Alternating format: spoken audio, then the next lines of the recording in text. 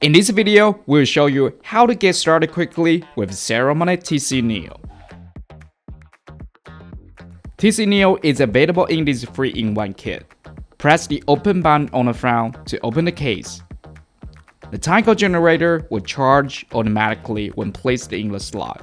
You may charge the entire system through the USB-C port on the side.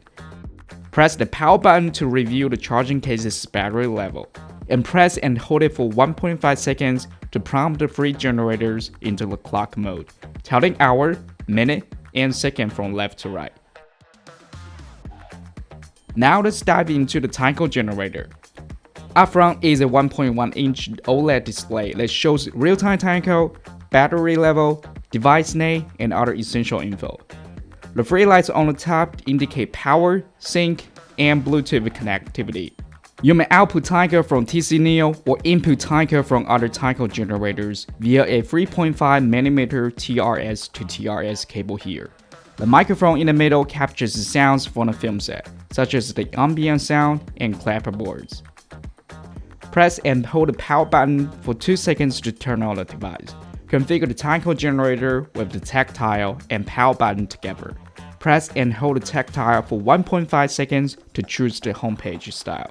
Rotate to pick your favorite amount specific, UB, and concise. Tap the tactile to confirm. When you're on the homepage, press the tactile twice to enter the menu. Rotate to navigate. Press to configure. The power button also serves as the return button. Press it to return to the previous level. Press the power button 3 times to lock or unlock the screen. On the back of the TC-Neo are charging contacts and a piece of Velcro, which allows you to attach the device to camera and cage with the included mounts. Press the tactile twice to enter the menu and rotate to the end to find firmware. You may find the current firmware version, Mac, and upgrade. So this is the wrap for the Quickstart. Go to Saramonic.com to download the user manual for more detailed instructions.